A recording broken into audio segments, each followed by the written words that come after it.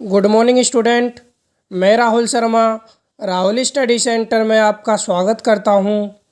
आज आपकी छठी क्लास है। 5वीं क्लास में मैंने कराया था आपको टाइप्स ऑफ बीजक, बीजक के प्रकार कराए थे। उसमें सबसे पहला कराया था साधारण बीजक, दूसरा कराया था कच्चा बीजक यानी सूचनार्थ बीजक। तो आज साधारण बीजक व सूचनार्थ बीजक में अंतर को समझेंगे। तो साधारण बीजक और कच्चा बीजक में अंतर इस प्रकार है। सबसे पहला अंतर है साधारण बीजक यह माल की बिक्री के बाद बनाया जाता है। जो साधारण बीजक है यह माल की बिक्री के बाद बनाया जाता है और कच्चा बीजक जो है यह माल की बिक्री के पूर्व ही बना लिया जाता है। तो पहला डिफरेंस क्या हुआ, यह माल की बिक्री के बाद बनाया जाता है साधारण बीजक, और कच्चा बीजक यह माल की बिक्री के पूर्व बनाया जाता है यानी बिक्री के पूर्व पहले यानी बना लिया जाता है। दूसरा डिफरेंस है इसमें रेलवे रसीद यानी बिल्टी का नंबर लिखा जाता है और कच्चा बीजक में ये ज़रूरी नहीं है, इसमें बिल्टी का नंबर नहीं लिखा जाता है। तीसरा डिफरेंस है इसमें दिखाए जाने वाले समस्त वे वास्तविक होते हैं, रियल होते हैं, और कच्चा बीजक में इसमें दिखाए जाने वाले समस्त वे अनुमानित होते हैं, अनुमान के आधार पर लिखे जाते हैं। साधारण बीजक में जो खर्चे हैं, जो व्यय हैं, वो सब रियल होते हैं, वास्तविक होते हैं, लेकिन कच्चा बीजक में यह अनुमानित, एक अनुमान के आधार पर लिखे जाते हैं। चौथा डिफरेंस है इसमें पेशगी प्राप्त राशि को कुल देय राशि में से घटाकर दिखाया जाता है। जो पेशगी प्राप्त राशि है उसको इसमें से कुल देय राशि में से घटाकर दिखाया जाता है। कच्चा बीजक में यह पेशगी राशि प्राप्त करने के उद्देश्य से बनाया जाता है। पांचवा डिफरेंस है इसका प्रयोग क्रेता को भेजने में किया जाता है। जो साधारण बीजक है इसका प्रयोग क्रेता को भेजने में किया जाता है, लेकिन जो कच्चा बीजक है इसको प्रयोग क्रेता एजेंट को भेजने में किया जाता है। एजेंटों को भी यह भेजा जा सकता है, किसी पूछताछ के आधार पर यह भेजा जा सकता है।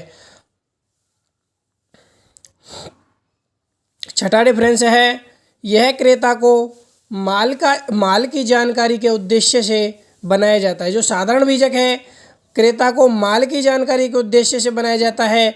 जो कच्चा बीजक है यह क्रेता को माल के मूल्य का अनुमान लगाने के लिए, मूल्य का अनुमान देने के उद्देश्य से बनाया जाता है। सातवां डिफरेंस है इस पर विक्रेता के हस्ताक्षर होते हैं। जो साधारण बीजक यानी पक्का बीजक भी इसको बोल सकते हैं, इस पर विक्रेता के हस्ताक्षर होते हैं, लेकिन कच्चा बीजक में यह जरूरी नहीं होता कि हस्ताक्षर हों, इस पर ऐसे हस्ताक्षर होना आवश्यक नहीं है। आठवां डिफरेंस है इसमें भूल चूक, लेनी देनी आदि शब्द लिखे जाते हैं। जब पूरा बीजक तैयार कर लिया जाता है उसके नीचे भूल चूक, लेनी और देनी लिखा जाता है, लेकिन कच्चा बीजक में यह जरूरी नहीं होता, इसमें ये शब्द नहीं लिखे जाते हैं। तो पहला डिफरेंस बताया था यह माल की बिक्री के बाद बनाया जाता है, कच्चा बीजक यह माल की बिक्री के पूर्व बनाया जाता है। दूसरा बताया था इसमें रेलवे रसीद बिल्टी का नंबर लिखा जाता है, लेकिन कच्चा बीजक में रेलवे बिल्टी का नंबर नहीं लिखा जाता है। तीसरा बताया था इसमें दिखाए जाने वाले समस्त वे वास्तविक होते हैं, लेकिन कच्चा बीजक इसमें दिखाए जाने वाले समस्त वे अनुमानित होते हैं, अनुमान के आधार पर बनाए जाते हैं। चौथा डिफरेंस में पेशगी प्राप्त राशि को कुल देय राशि में से घटाकर दिखाया जाता है, यह और कच्चा बीजक यह पेशगी राशि प्राप्त करने के उद्देश्य से बनाया जाता है।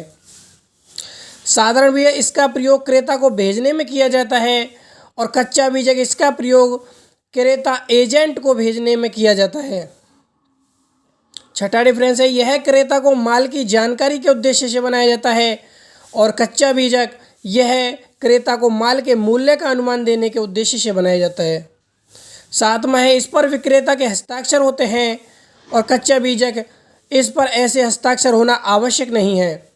आठवां है इसमें भूल चूक, लेनी देनी आदि शब्द लिखे जाते हैं और कच्चा बीजक इसमें ये शब्द नहीं लिखे जाते हैं।